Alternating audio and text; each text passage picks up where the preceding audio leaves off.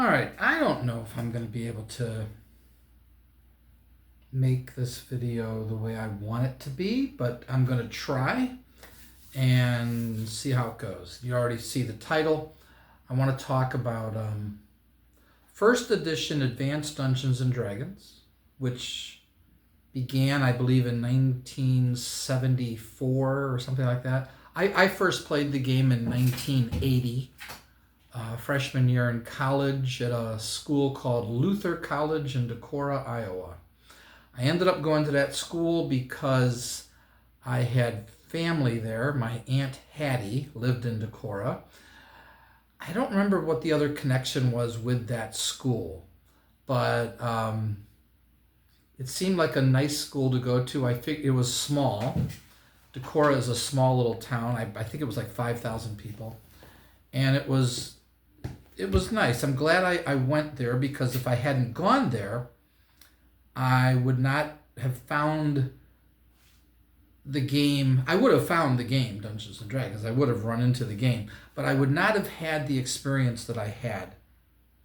And I talk about that experience in my preface to my first novel that I've ever written.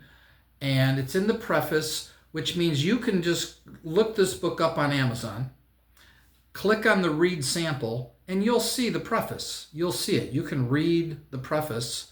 You don't have to purchase the book, and see what you think of it. I don't need to go into it here. But it was an experience that I will never forget, even though I never played D&D again with that group. Part of the reason I never played again there is because I left after one semester. I was homesick. I was immature. Was not emotionally ready to be on my own, let alone go to college and handle the pressures of college. Was totally not ready. Partly my parents' fault. Parenting is hard. And I dropped out of school after I came back to Chicago, went to Northeastern Illinois University for 4 years, and then dropped out of school because I had no direction, didn't know what I wanted to do, where I wanted to go, or anything, and failed at college. 4.5 years wasn't probably at least 2 years away from getting a degree. Didn't know what I wanted to do. Tried music education, music performance, tried math, and I didn't want to do any of it. But when I played D&D in college, that's all I wanted to do. If only I had gotten in with a group of people and could have found the career with this game, because this was the game that we played right here. Now, if you're the most popular version of Dungeons & Dragons is Wizards of the Coast Dungeons & Dragons 5th edition, or what's currently being played now. I don't think they call it 6th edition. I think it's called D&D Beyond. I don't know. But I believe so. But this is D&D as far as I'm concerned. This and 2nd edition is D&D too. 1st and 2nd edition isn't that much different. It's the same game, just some updated rules, different ways of looking at the game. Wizards of the Coast fundamentally changed the game. They changed it to a D20 system.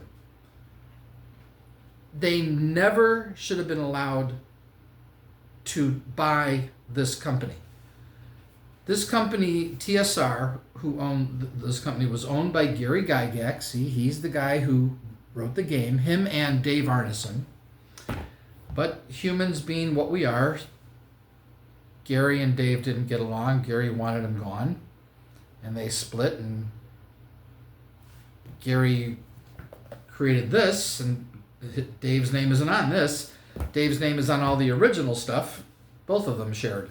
But they didn't like each other. They didn't get along, and that's really unfortunate because Gary needed Dave, I think. And that split ultimately led to Gary having his company stolen from him. Now that's my interpretation of what happened. I don't have a lot of insider knowledge on it. I know someone who has pretty good insider knowledge. He's even interviewed Gary Gygax. His YouTube channel is The Dungeon Delver, all one word. His name is Bill Sylvie. His interview with Gary Gygax is on YouTube. Now you won't see Gary. He's talking to him remotely or something like that. Bill is a strict first edition Advanced Dungeons & Dragons player. He live streams a live AD&D session, I believe, every Tuesday night. He's playing right now. They play first edition D&D. That's what he plays. He will criticize every other edition. Very knowledgeable guy.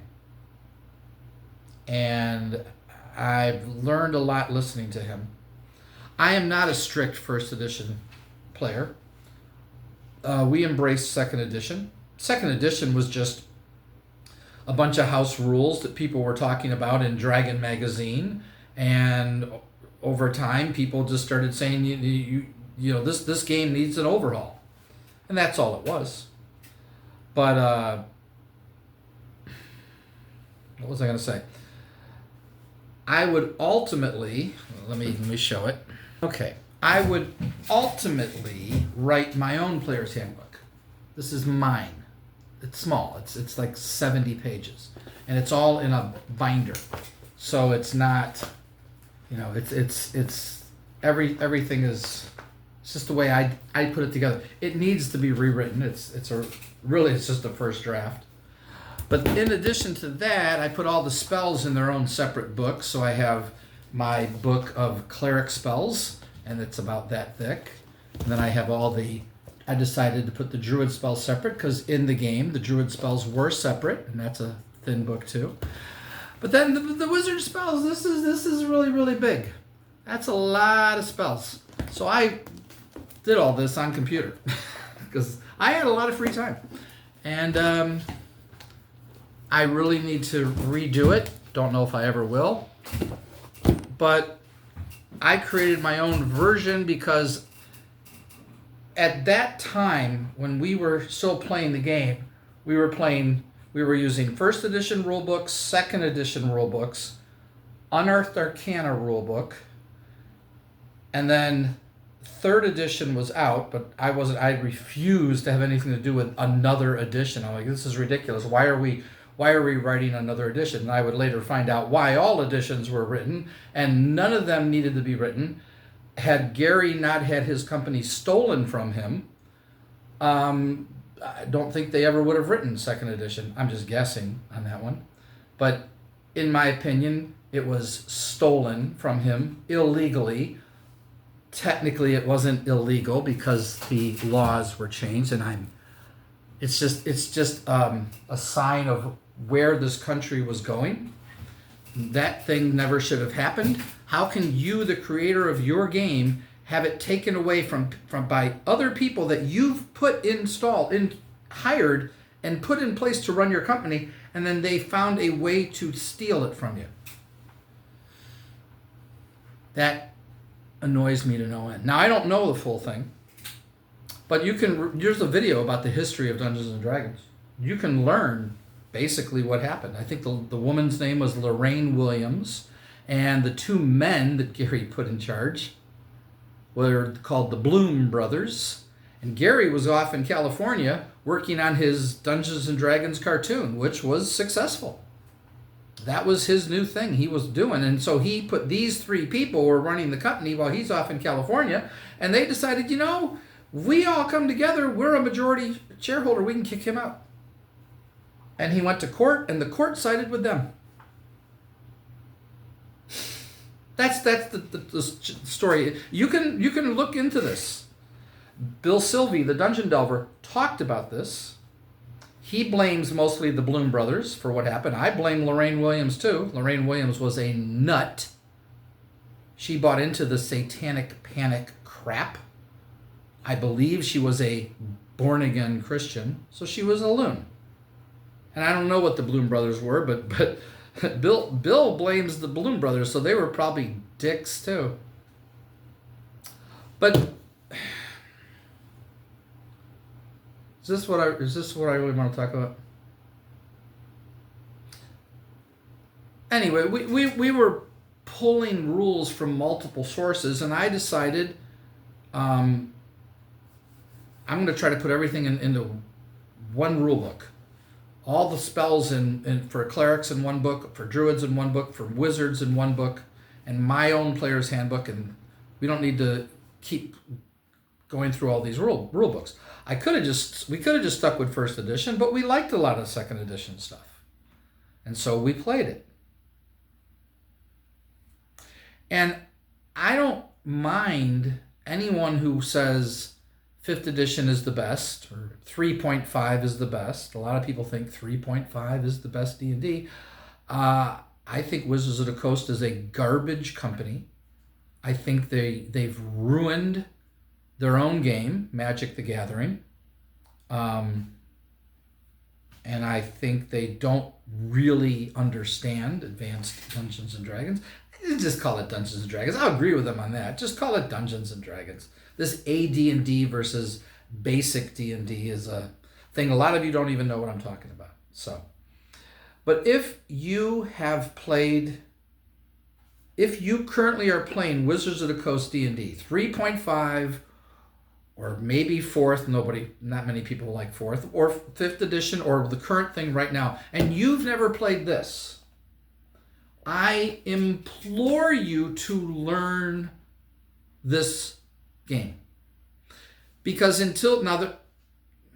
me finish that thought. Because until you know how the game was played, you really don't know which one is better. That said, I have talked to people. I've talked to several people who said, I've played every edition, and 5th edition is far superior to the 1st edition. And in many ways. And I completely disagree. But there are old school gamers who love 5th edition, and I will never understand how that's possible. Because most of us don't. Well, I don't even know if it's most of us. I don't know what percentage of people who've played 1st and 5th. And when I say 5th, I mean 5th or the current thing, whether it's called 6th or D&D Beyond, whatever it's called. I'm just going to call it 5th. I don't know what percentage of people who've played 1st edition, who were there back in the day, and are now playing 5th. I don't know what percentage of those people prefer 5th. I don't know if it's 10%, 50%, 90%. I don't know. My guess is 20 to 30%, maybe 40. I can't believe it'd be that high. That prefer Wizards of the Coast D&D. Maybe that's true. Maybe the majority do. I don't know. But I implore you to learn this. There's a PDF of this online. You can look this up and read it for free. The Dungeon Master's Guide and the Player's Handbook, and you can compare side by side. You can watch Bill Sylvie play, but it's live stream, and live stream isn't as good as it can be. I've watched people play 5th edition on YouTube. There's just something that's missing when you're not at the table. It just doesn't do it for me. So even though I watched 5th edition and I thought it was weird, I'm like, yeah, but I'm watching people play live. Because I've watched Bill's games and I get a little bored because I'm not in it. I'm just watching it. But and we all have our idiosyncrasies with how we play. When we played in our group, sarcasm tended to rule. We like to joke around. We like to be silly.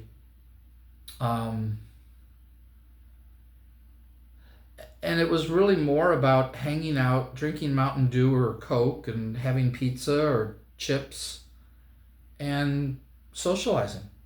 But we really enjoyed fighting monsters and playing the game, going through modules, and it was a lot of fun. But it's a very different game now versus what it was. And if you don't know this game, and all you know is 5th edition, In my opinion, you owe it to yourself to learn this. Now, I wanted to learn 5th edition. I wanted to sit and play, and we got together with people, and we rolled up characters, and I found the whole thing a little odd, but then we never got back together. Schedules. I just tried to start a game, my own campaign, with some friends, and we rolled up characters and started, and we never got back together. Same thing happened again, and I'm like, people just, it's really hard to do. But I really, I just want to talk about this game for a while. And this game was all about tables. Can I just show it like that? Yeah. This game was, man, they did tables for everything. And there was this wonderful concept in 1st edition, in TSR D&D, called exceptional strength. Only fighters could have exceptional strength. The other thing that's very different from 1st edition versus 5th edition, for those of you who don't know, is that 5th edition characters are way more powerful than 1st edition characters. A 5th level party, 1st edition, would have a hard time beating, they probably would lose to a 3rd level party of 5th edition. Possibly even a 2nd level party. They couldn't beat him. My nephew told me how powerful his 2nd level fighter was in 5th edition D&D. He said it's absurd, and he told me everything his character could do, and I said, that's ridiculous. You're 2nd level? I said, if I had read all that, I would have guessed you were like 7th level or something. I would have just said, well, I don't know, it sounds like maybe 7th level. The amount of stuff that he could do, the power that his character had, was absurd. And I'm like, gee, I wonder why Wizards of the Coast made the game more powerful. Oh, that's right, because it's like giving out candy to kids. Here's some free candy for everybody. The whole game is basically I describe Wizards of the Coast D&D as everyone gets a trophy. Don't you hate sports today? Everyone gets a trophy. Just for being on a team, you get a trophy. What? Why do you get a trophy for being on a team? Getting a trophy meant you had to win something. Getting a trophy, man, my nose is itching me. Sorry. We had trophies for most improved player, best spirit on the team, but then we had most valuable player, we had home run leader. You had to win a trophy. The most improved and the best spirit was really so that you could give trophies to some of the other weaker players who showed signs, or had a good attitude. Let's give the best spirit trophy to Joe over here, because he has a really good attitude for the game. He sits on the bench, but and it was a nice way of doing things like that. But now everybody just gets a trophy. What the hell? Who thinks that's a good idea? Because when our kids were playing soccer, I said to all the adults, I said, does anybody think this makes sense that everybody gets a trophy? And they said, no, it's ridiculous. No one agreed with it. No one that I know of. Why do you get a trophy just for being on a team? You are making a trophy meaningless.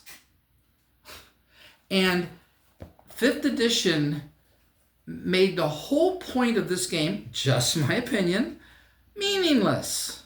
Because when you started this game, you were only a little bit better than the common villager, the farmer, the merchant.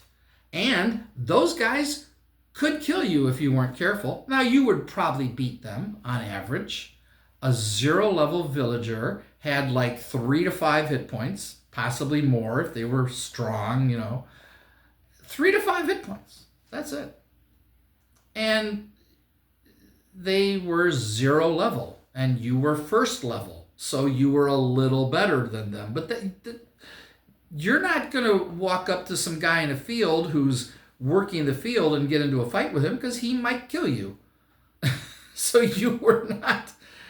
I mean, a 1st level party in 5th edition could just walk around and kill everybody they run into. And I've watched the game, and yeah, it was ridiculous how easily they would kill monsters. There was no fear in the players as they're playing the game. And they're playing, and they're fighting monsters, and they're pretty high level, but there was never any worry about whether or not they were going to die.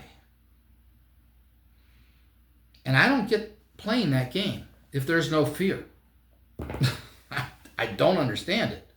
When I first played this game in college, we ran into, I don't even know the first monsters we ran into, but whatever creatures you encounter, there was danger. That was the whole point. It was dangerous. And it was hard to go up levels. It was hard. I don't think some of you know how hard. Just gonna show you, and again, you can look all of this up on. This was not my book originally. I did not do all this highlighting in yellow. But here's the table for clerics to go up level. Every class had their own tables to go up levels. We did not all go up exactly the same. The cleric needed 1,500 experience points to get to second level. The druid, there's the druid. Put it right there. Let me make sure I got it there. It's about right. So the druid needed 2,000 experience points to get to second level. The paladin was the hardest. The paladin needed 2,750 experience points to get to second level. The thief, I agree with Wizards of the Coast. They changed it to rogue. I agree with that. I don't like the name thief, but the thief needed only 1,250. He went up the easiest, and there was a reason he went up the easiest. But now, in Wizards of the Coast D&D, every class is powerful. Every class goes up exactly the same rate. So you lose the individuality, the differences of the uniqueness of each class. Why does everybody have to go up exactly the same rate?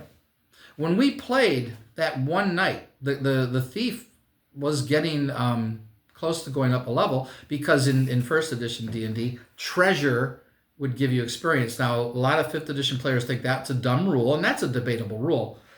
We lowered it to 1/3 of the treasure because we agreed it was too much. But the thief was getting close to going up a level. He was going to go up to second level, and one of the players said, this is really going to help us because he's going to get more hit points, and that's going to make him a lot better, especially if he rolls high, because he's just going to roll a 6-sided die. So if he rolls a 1 or a 2, that's going to suck. But if he can roll at least a 3, preferably a 5 or a 6, then that's going to make him a lot better. And so there was this challenge to get to that level, to get more hit points, and hopefully to improve our chances of not dying. In the game now, when you are going to die, you get 3 death saving throws. That just blew my mind, and a lot of us old school gamers laugh at that rule. But a lot of old school gamers say, no, it's perfectly fine. There's nothing wrong with it. I don't get it. I don't get it. I know that there's a lot of things about 5th edition that were well written. I've talked to people about that. But I don't understand. But let me really tell you why you should learn to play first edition D&D. There were 4 basic classes of the game: fighter, magic user, cleric, and thief. Fighter, magic user, fighter, magic user, cleric, thief, in that order. And the fighter was very generic. If you had better ability scores, you could be a ranger if some of your scores were good enough and the ranger was better. And if you had a really, really high charisma, you had at least to get a 17 charisma, you could be a paladin. And I will agree that the paladin was a little too powerful. But you could easily fix those things. See, the game was designed so that you could implement your own rules and make it the way you wanted. That's why there was never a reason to ever put out second edition. But we all know why second edition was put out, because Gary was no longer with the company. They needed the name off the book. Because if you're buying this book, Gary gets paid. So they had to create a second edition so that Gary's off the payroll. That's why second edition was made. And because TSR needed money. They knew if they put out second edition, that would make a lot of money. And that carried the company for a long time.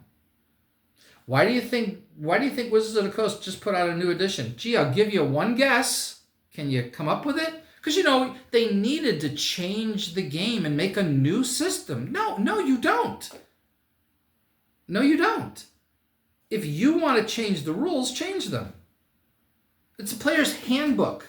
It's not a rule book. It's a handbook. It's a Dungeon Master's guide.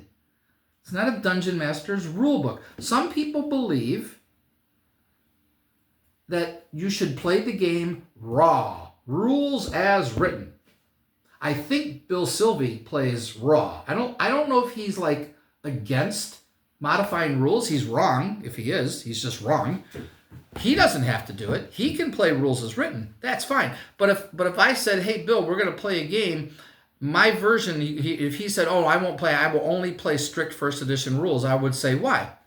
Because if he said it's wrong to play the game using any other rules, I'd say, you're wrong about that. You really believe that? You're wrong. There is no wrong way to play this game. That's why when people say, oh, you're just one of those old grognards who want to complain and bitch and get into an edition war. No, there is no wrong way to play D&D. It's another thing people don't understand. There is no wrong way to play this game. I don't care what edition you play. I don't care what rules you play. If you're playing a game where a group of people are going adventuring, encountering monsters and walking through towns and talking to villagers, encountering people on the road, exploring wildernesses, exploring dungeons, fighting monsters, finding treasure, whatever you're doing, if you're adventuring, you're playing D&D. You can call it Rune Quest if you want. It's D&D. You can call it whatever you want to call it. Whatever role-playing game you've come up with. If you're adventuring, you're playing D&D. D&D is just a generic term, Dungeons and Dragons. It doesn't mean, oh, that's where you... No, you can play the game any way you want. You can play D&D where the group encounters bunny rabbits from outer space who are highly intelligent and have lasers. And you said, that's not D&D. Sure it is. You can fight Martians. You can fight anything. The game is only limited by your imagination. There's no wrong way to play this game. There's no rule that you can't use. The game is completely open-ended to do what you want, and there was never, ever a reason to make anything beyond first edition. The only thing you would make were rule supplements, possible revisions. Here's a rule book where we have different rules, different ways to play, different ideas, different concepts. It's not second edition. It's just an expansion of this game.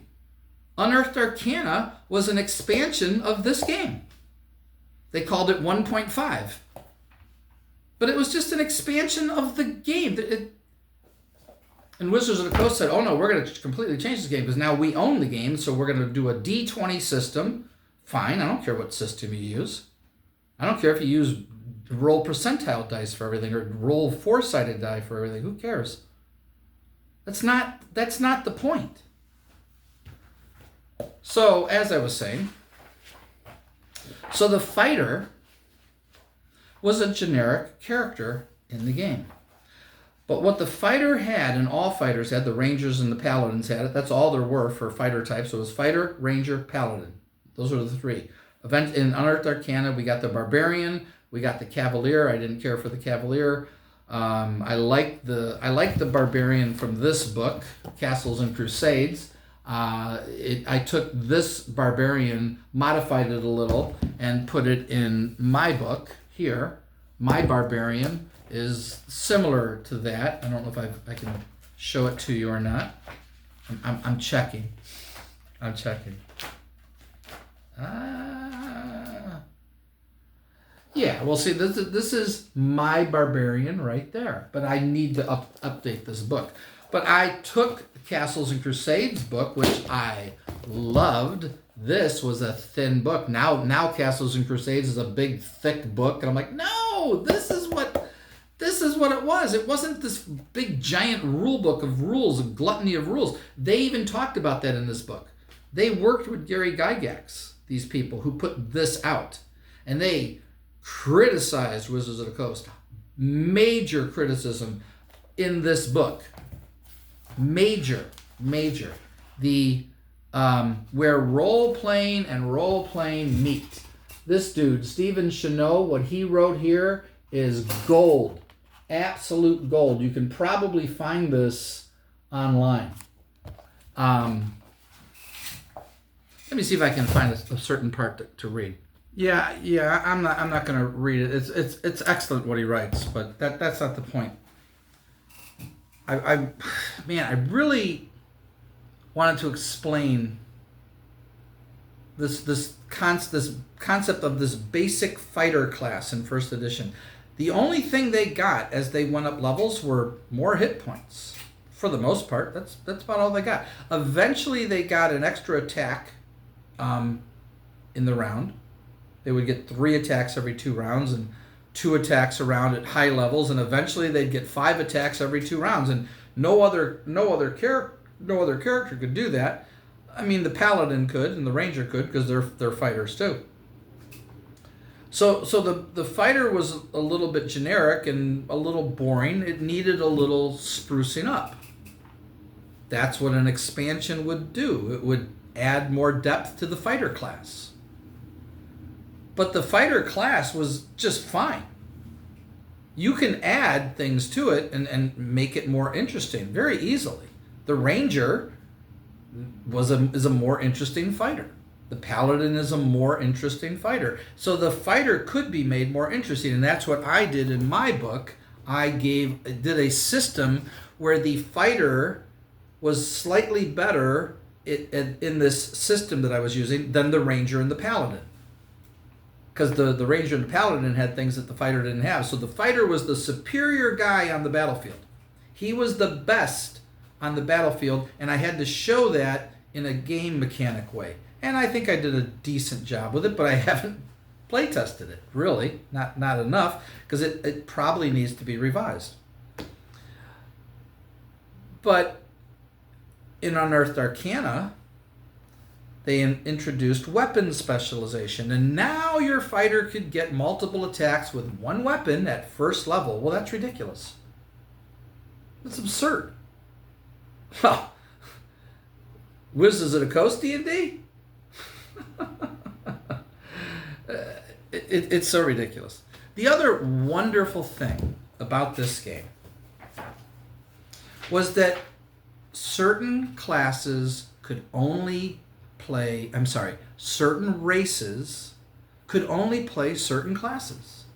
For instance, dwarves could not play magic users. They were called magic users back then. Now Wizards of the Coast changed it to wizards, which is fine. I don't care about that. Some people do. They think, no, it's called a magic user. Well, I like magic user better, but there's nothing wrong with calling it a wizard. It doesn't matter.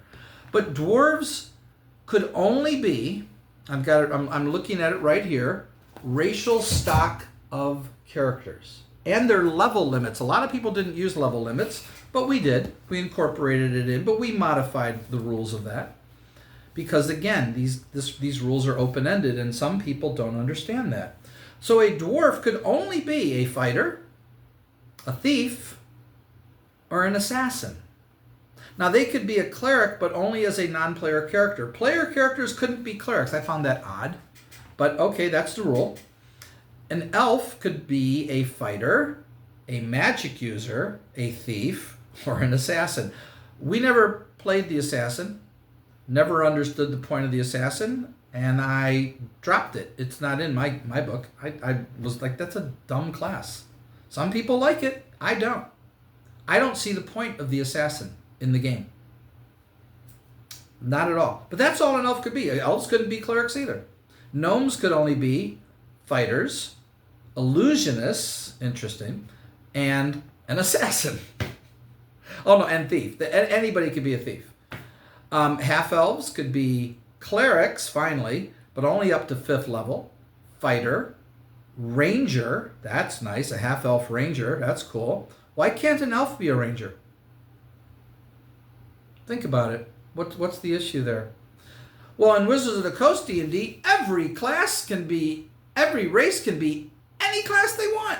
There's no restrictions. Candy for everybody. Everybody gets a trophy. See, this is Wizards of the Coast D&D. Free candy for everyone. Everyone gets a trophy. You can play any class, any race can play any class, and there's no level limits, and it's real easy to go up levels. And this is a better game? That's a better game than the hard game where you're limited in what you can do.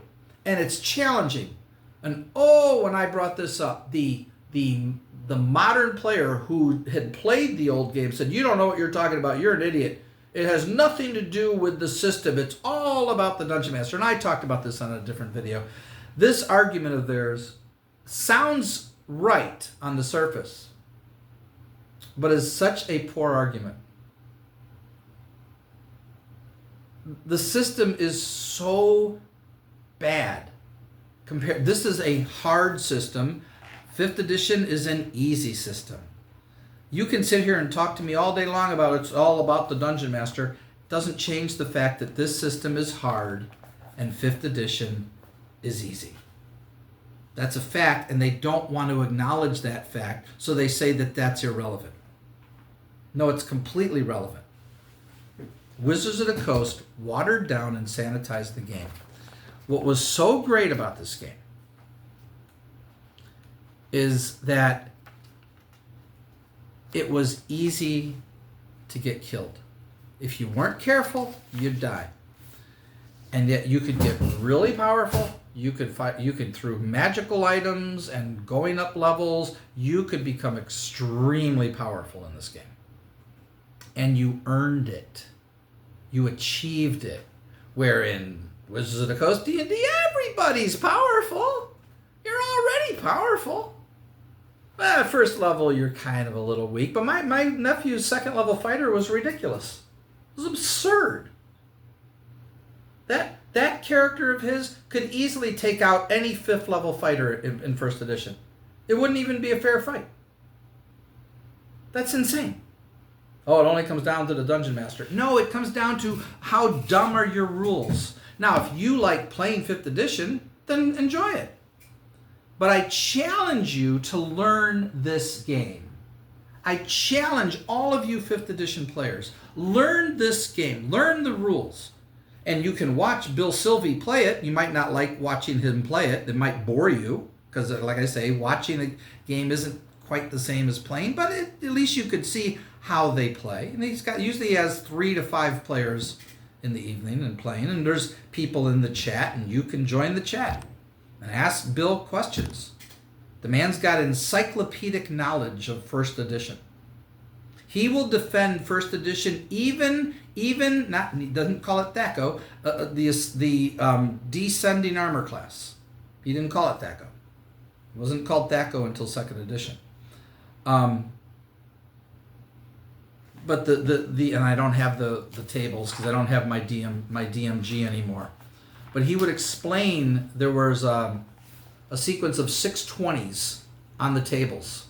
And he would go over the reason for that. And we never bothered with the 620s. We just were like, whatever, 20 hits. And that's all we did. If you roll a 20, you hit. Who cares? But no, there were exceptions to that. And Bill explained it, and I was like, well, it doesn't matter to me. But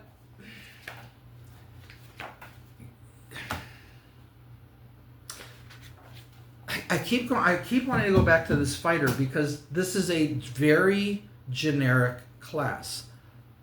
When clerics go up levels, they have new spells. When magic users go up levels, they get new spells.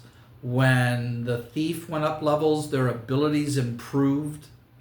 When the fighter went up levels, his attack might go up. It might, I think it was like every other level or something. I forget how it changed. Eventually, his attack would go up. But all he would get when he went up a level, he just roll his D10. And if you're strict, if you roll a 1, you only get 1 more hit point. We didn't do that. We thought that was ridiculous. We either let you re-roll or we assigned a minimum like 4 for the fighter because you get a D10. 1 to 10 hit points every time you go up a level. But it was a little boring when you'd go up a level and all you got were more hit points and maybe your attack went up. Your attack got better. And I was like, they should get something else. They need something else to make the character more interesting. Now, it does make the character more powerful. My fighter is more powerful than the first edition fighter, but it's not that much more powerful. And it's more interesting. It is more powerful because there are abilities that they have in my system that aren't in here. But my system would be a perfect expansion to this game that could have been put out had I simply just known Gary back in the day, had I met him, I could have gone to work for these guys and it would be fun because I loved writing these books. I put all this together and this was crazy.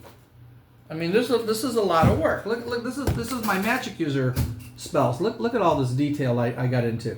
I really got into this, and it was fun rewriting all the spells. It took a lot of work. I mean, this took forever, and I can only imagine how many typos are in here. I can only imagine, like 500 at least, probably. So it needs to be rewritten, and it's not even. I'd have to start over. I'd have to just completely start over. And I don't know if I'll ever do that, but it doesn't matter. I did it. I got my system. Sadly, never been able to use it. Never been able to get a group together and roll up characters and play. But the whole point that I'm struggling to say this because without sounding like I'm just, crapping on 5th edition. And I am in one sense, but like I said, whatever rules you use is up to you. If you like 5th edition, that's fine. There's nothing wrong with playing 5th edition if you enjoy it. That's why people who criticize 5th edition, it's perfectly fine to criticize 5th edition or 1st edition. There's plenty of things you can criticize about this edition. Just understand that that's just a personal preference. I think 5th edition is lame. That's just my personal preference. It's not... If you enjoy 5th edition, what do you care what I think? If somebody wants to bash this, I'm not offended. Oh, you're bashing my game. This is my... No, I don't care if somebody hates 1st edition. It's fine. And I'm willing to play 5th edition. I am. But I like open-ended rules that can be changed and modified as we play and come up with ideas. And I don't know if Bill Sylvie is open to that or not. I've never really sat down and talked to him about it, and I would like to. I don't know if he's a rules as written guy, like strict and that's it. I think he is. Seems like he is, and that's fine. For his game, that's fine. I'm not saying that's wrong. There's nothing wrong with playing rules as written 1st, 2nd, 3rd, 4th, 5th, or whatever. If your game is rules as written, that's not wrong. But if your game is a little of first, a little of second, I pulled some things from fifth, and I got some things from Castles and Crusades, and it's a hodgepodge of rules that I've put together, that's fine too. See, I don't understand people say that's stupid. No, it's not. Or that's wrong. Someone actually said in a chat, in the D&D chats, that something that I was doing was a rules violation. A rules violation. I said there's no such thing as a rules violation. And he laughed at me when I said that. He goes, well, then you obviously don't know what you're talking about. I said, yeah, I do. There's no such thing as a rules violation. There's no such thing. If you're a rules as written player and you're playing a strict rules as written, you can say, yeah, that's a rules violation in your game because it's not what it says in the book. Sure. But that's the only condition where you can say that's a rules violation. In any version of the game, if people are playing their own rules and they've made their own house rules, there is no such thing as a rules violation. It's your house rule. It's like, well, that violates the rule. I don't care. It's my game. We'd ignore that rule. Well, that's wrong. No, it's not. It's wrong for you. In your game, it's wrong. Why don't people get this? I don't understand that. I don't understand these people who say it's wrong to play the game this way. How is it wrong if everybody's enjoying the game? If you're having fun playing, I don't care if you're playing a silly, absurd, ridiculous version of D&D that if I watched it, I'd be like, my God, these people are insane. It's not wrong. If I found it absurd, so what? How do people not get this? That said, I'm telling you, if you only know Wizards of the Coast D&D, you are doing yourself a disservice. You may not like this version. You may not like second edition, but you ought to learn them. Now you could say, well, then I should learn Wizards of the Coast D&D. I've looked in the rule books. I looked at third edition, closed the book, never opened it again. I saw fifth edition, looked at some things, and said, yeah, this isn't for me. But I was more than willing to play. We were rolling up characters. I was willing to play the game. I'm not opposed to playing any edition of D&D. I'm willing to try them. And that's my point. Find someone who plays this, or just watch Bill play it and see what you think of it. You might hate it. You might think that was a terrible game. It's possible.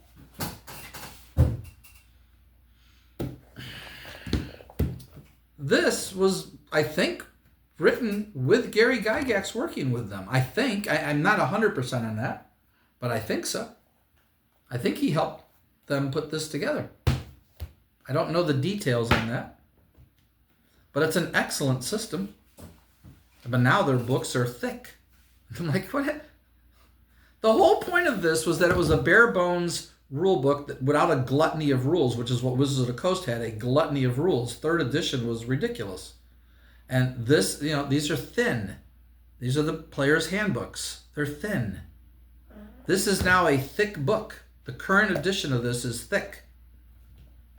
I'm not interested.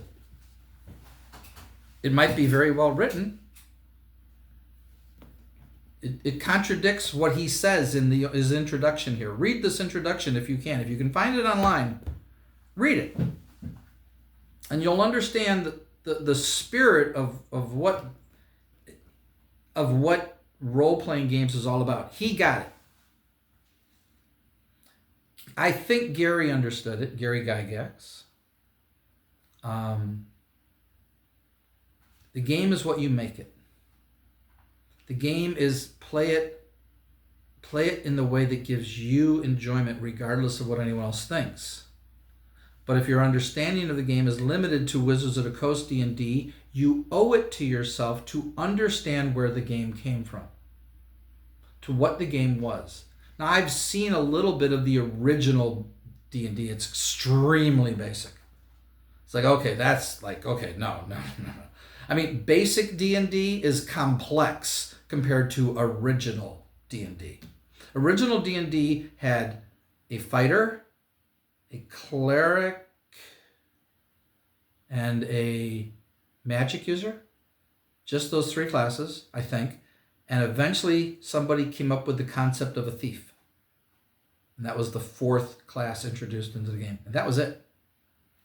It was very, very basic. We're talking little rule booklets. And the game took off like crazy. And when Gary and Dave went their separate ways, Gary put out first edition, and that this is when D&D became a cultural phenomenon. And I had no idea until I found it in 1980 in college and fell in love with it. And I've tried to explain it, the spirit of this game. I tried to put the spirit of the game in my books. There's even a point in this book where in my second book, The Caves of Ordered Randomness, where I say there's no wrong way to play this game. I'm not going to give you the context of that, but it's stated in here. And you can listen to my books on YouTube. I've narrated them. You can listen to the story at your leisure. It's all in a playlist, and so that you can listen to it and then come back 1 day, 2 days, 2 weeks later, and right where you left off, just click on, because you're in the playlist, and it'll go right to where you started, and you can listen at your leisure. You don't have to listen to you can stop mid-chapter somewhere and just listen at your leisure. I'll put the link to book 1, the playlist for book 1. The playlist for book 2 is on my channel. And maybe one day I'll write book 3, 4, and 5. I don't know if I'll ever write those. I hope so. But it is a 5-book series, and there's a lot to write. That's my plan anyway.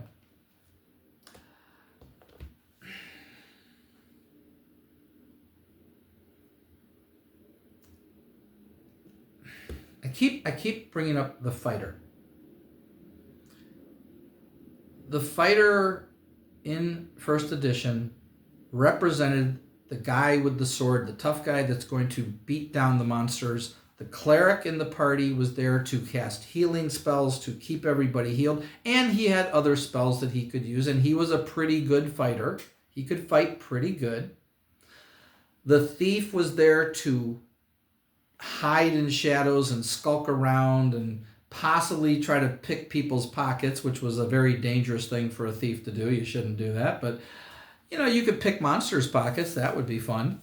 But the key thing that the thief had that made him viable was his ability to backstab an opponent and do double damage. Now, you would think, well, anybody should be allowed to stab someone in the back. Well, yeah, but the thief was skilled at it. His backstab was his skill. And the fact that he could hide in shadows and move silently, but he would usually fail at those things, gave him and made him an interesting character. But the thief was weak. The thief was weak. The magic user was very weak. First level characters were weak. The fighter wasn't weak unless he had really poor hit points, and that I disagreed with. That's a flaw in the game, first edition. No fighter should have less than 7 hit points, in my opinion. That's the minimum in my game. If you're a fighter, you're guaranteed 7 hit points. In Wizards, you get maximum hit points at first level. I disagree with that. I think that's fine for your game. Like if in this game, everybody's going to start with maximum hit points at first level. Oh, that's a fine rule. But that's a rule for your game. That should not be a broad rule for everybody's game. I disagree with Wizards of the Coast on that. Minimum hit points makes perfect sense. So the magic user in the game had 1 to 4 hit points. Now he has 6, guaranteed. The most you could have in first edition was 6 hit points if you had a 16 constitution. If you had a 15 constitution, you get +1, 16 +2. So you could get up to 6 hit points, but you had to roll a 4 to get that. And if you rolled a 1, you had 1 hit point. That's ridiculous. So in my game, everybody has at least 5. 5 is not a lot of hit points.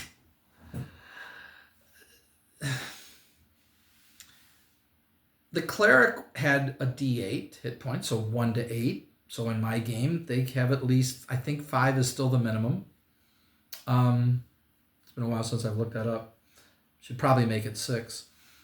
But the cleric was necessary. It's very hard to survive in this game without a cleric healing your wounds. In Wizards of the Coast D&D, all you have to do is rest for 8 hours, and all your wounds are magically healed. And somebody was trying to justify that with me, saying, you don't understand how hit points work, and you don't understand what hit points are. I said, I've played the game since 1980. I know what hit points represent. I said, it is absolutely absurd to think that all you have to do is rest for 8 hours, and all your wounds are gone. I said, cut your hand and wait 8 hours and see how it looks.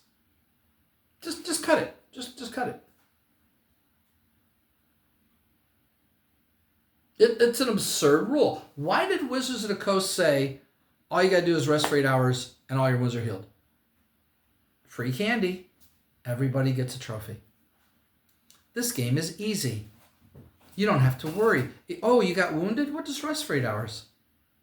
Go back to town and rest and everything's well. Let's keep going.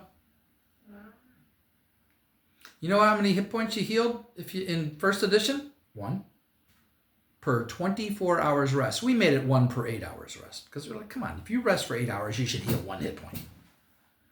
My cat is just meowing at me. He's going to sit there and keep meowing at me. Don't you want to play a game that's challenging? If you could play a game that was challenging, the same game, but easy. Maybe the first time you play, you want it to be easy. But if chess was real easy, wouldn't that kind of be boring? See, to me, easy is boring. Maximum hit points. Every race can be any class they want. You get all kinds of abilities. You get everybody's really powerful. All your wounds go away from resting. You don't need a cleric in the party anymore. There's no reason. You don't need a cleric. Oh, but clerics are really powerful. If you got your character up to 9th level in first edition, you were really powerful. Really powerful. You know how much experience points you needed? 9th level. 9th level. Do you even know? How many of you know? 9th level. A cleric in first edition needed 225,000 experience points. A druid only needed 90,000. Druids go up pretty fast. 90,000 is a lot, though. The fighter needed, 9th level, 250,000 experience points. The paladin needed 350,000 experience points. The ranger needed 225,000. The magic user, the wizard, needed only 135,000. So not nearly as much as I thought it would be. The illusionist was a separate class back then. The illusionist needed 145,000. The thief only needed 110,000. He went up. The druid went up the quickest at 9th level. And then, of course, the assassin, but we don't care about the assassin. But for those who wanted to know, 200,000 experience points. Oh, and then there was the monk. The monk needed 350,000 experience points to reach 9th level. Monks became ridiculously powerful in this game in first edition. At first level, they're weak. First, second, third level, they're not... they have abilities. And every level, they got abilities. So the monk was a very interesting class. A little too weak for my taste at first level. The magic user, the thief, the monk, all needed a little bit of a boost. The paladin needed a little bit of a nerf. I would have nerfed the paladin a little bit. I would have nerfed the ranger's hit points. The hit point system was skewed for the ranger in a way that didn't make sense to me. So I changed all that. And then a rules as written person says you can't do that. Yes, you can. If you're playing rules as written, no, you can't. Of course you can't. If you're playing rules as written, you have to follow the rules. But then this is a rule book. This isn't a handbook. If you play rules as written, don't call this a handbook. It's a rule book. Rules as written. These are guidelines to play a game where you go adventuring in a fantasy world and you fight monsters who are evil, who want to kill you because they're evil monsters, and there are evil people in the world who want to kill good. The whole game, the whole premise of the game is the struggle of good versus evil, and there's this tension in the game. The good people are trying to destroy the evil in the world, and the evil people and creatures are trying to destroy all that is good. The whole premise of the game is good versus evil. And the players are engaged in this gaming session of encountering these creatures and deciding, do we kill them or not? Should we kill them? Should we try to ally with them? Should we try to negotiate with them? Should we try to work with them? Or should we just kill them? And depending on what the creatures are, what the motivations are, what's going on in the game, what is happening, you don't just blatantly go, oh, those are monsters, we should just kill them. Well, you tend to do that. But it's possible you could run into a monster who doesn't want to kill you. Are you going to kill the monster? That's where all the fun of this game is. It's adventuring. Seeing if you can survive. Exploring a dungeon. Exploring a castle that lies in ruins. What's inside there? What will we find? What will we encounter? What kind of creatures will we encounter? Will the creatures be good, neutral, or evil? Will they be dangerous? Will they be intelligent? Will they be stupid? If they're stupid, should we use them and, mistreat them? Or should we try to help them?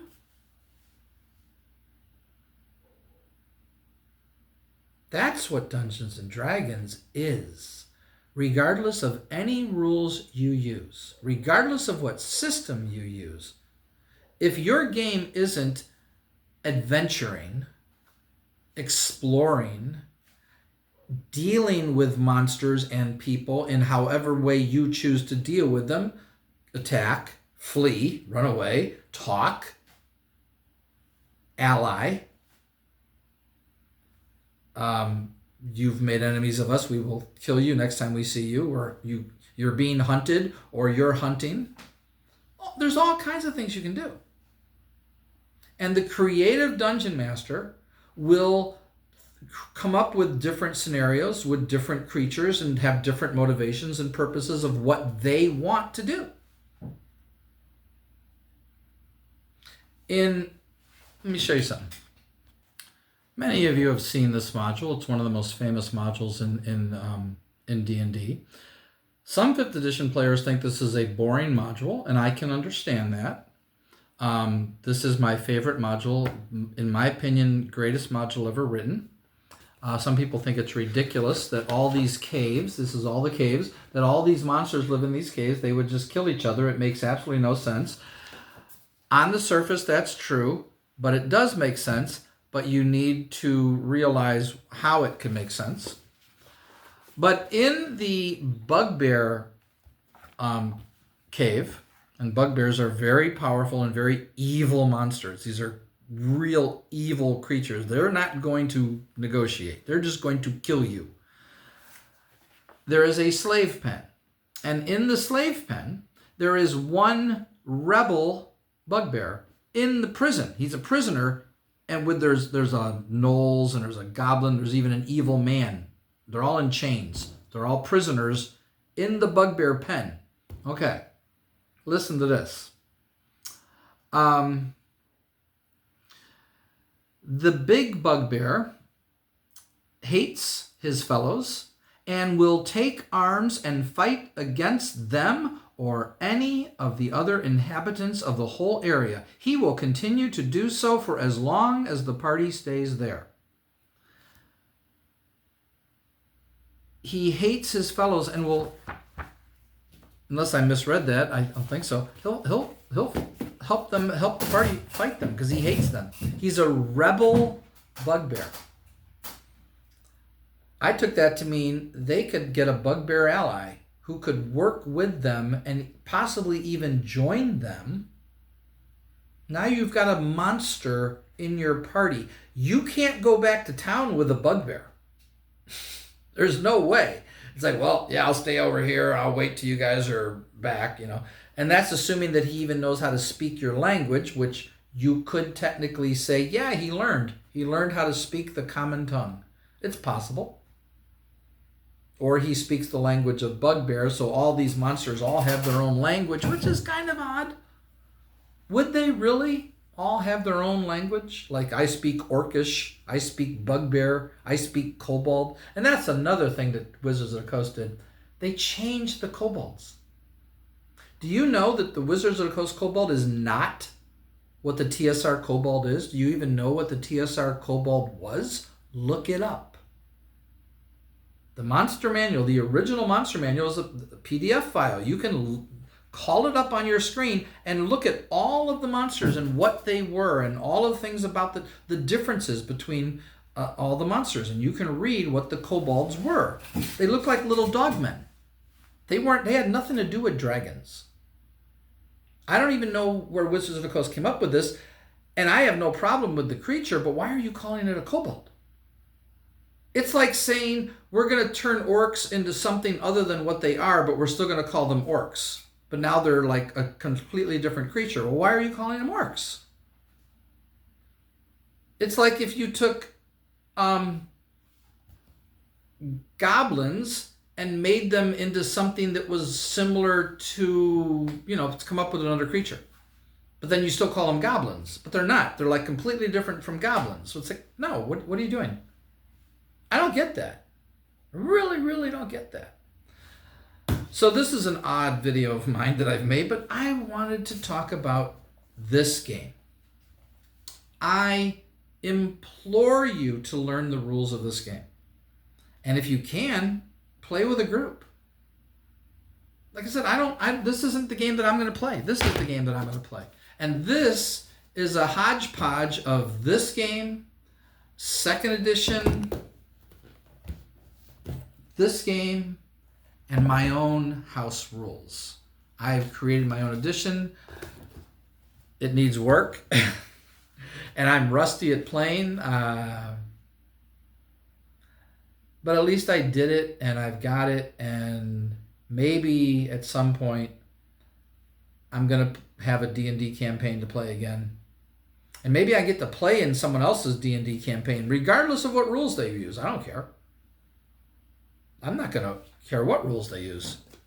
I'll play 4th edition if somebody wants to play it. I don't have no clue how to play 4th edition, but I'll play it. I don't mind. I'm going to sit there and say, that's a rules violation. You'll never hear that out of me. There is no such thing as a rules violation, I assure you. Unless you're playing rules as written, but then there wouldn't be a rules violation because you wouldn't violate the rules. Unless you just made a mistake. People are weird. People are so strange. I don't understand it. Learn where the game came from. You don't have to necessarily learn the original, but you ought to at least get a concept of the original. I have a concept of it. I saw some of the rules. I saw some of the pages of the books, and I was like, wow, that's basic.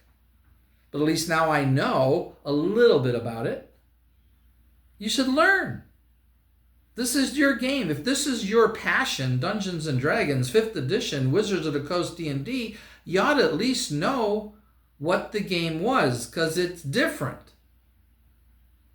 It's way different.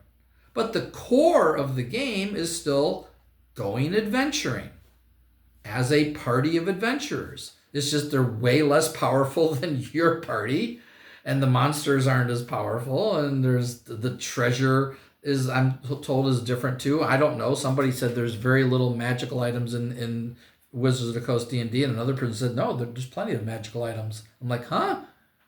Wait, somebody just told me there's hardly any because the characters are so powerful they don't need magical items. I said, well, that's stupid.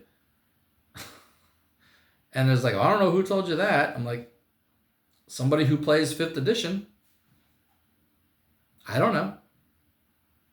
But without magical items, I mean, part of our love for this game was all the magical items that were in the Dungeon Master's Guide. Man, we used to just sit there and read about all these magical items, and then we'd make up magical items. We'd create our own. I created magical items. They're in these books. I created dragons. I created... is there something else that I created? Yeah, there's other things that I've created that don't exist in the game. My creation. My creatures. There's a certain character in book 1. I don't want to say what she is. Actually, there's 2 characters, and I don't want to say what he is. But I created them. And in book 2, I created my own unique dragon. Actually, I kind of created 2. The one is just a gold dragon, but I made him kind of unique. A first edition D&D gold dragon from the monster manual. I don't know what the gold dragon is like in 5th edition. No clue. Other than probably it's absurdly powerful, and I don't even know. I have no clue. But the 2nd edition game made the giants and the dragons way more powerful, and there's no reason to do that. It's fine. It's like here's a buffed up giants and here's buffed up dragons. And some of the rule changes we agreed with, and some we didn't. I mean, the dragons, some of the things they did made sense, but the giants, I kind of see why they thought they needed to make them tougher. A little bit. I mean, I made them a little better. I made them a little... I always try to focus on making the creature more interesting. Maybe a little more powerful, but I don't like to push the power creep. Because Wizards of the Coast, they are guilty of power creep in their game Magic the Gathering. They just obliterated the power creep in that game. The power creep in Magic the Gathering, it's like the game is like, the creatures are like 5 times more powerful than they used to be. And it's become way beyond the point of absurdity. And so has their Dungeons and Dragons game. It's gone way beyond the point of absurdity, in my opinion. So learn 1st edition. That's my advice to all of you. I highly recommend you get this version of Castles and Crusades. I don't know if you can find this version anymore. But this is a great book. Very well written. Very nice. Their monk is nice. Their barbarian is nice. I'm not a fan of the knight. They have a character called Knight. At first I thought it was good, but somebody played it. We started a game, and I was like, yeah, it doesn't kind of work. Doesn't really work. So didn't care for it. So anyway, this is all I wanted to do. I wanted to come on and talk about Dungeons and Dragons. If anyone in Chicago would like to play, I'm willing to look into playing in your game. I want to start up my own game. Might take people through this, though. Not sure. Possibly. Don't know. There's another module that I have, U1, the Sinister Secret of Saltmarsh. I might go with that one. We'll see. Don't know if I'm gonna. It might be a while before I play D&D again. Who knows? All right. I'm trying to think if there was something else that I wanted to say. I don't think there is. Yeah, listen to my book. I'm serious. Listen to my book. I want to hear. I want to know what you think of it.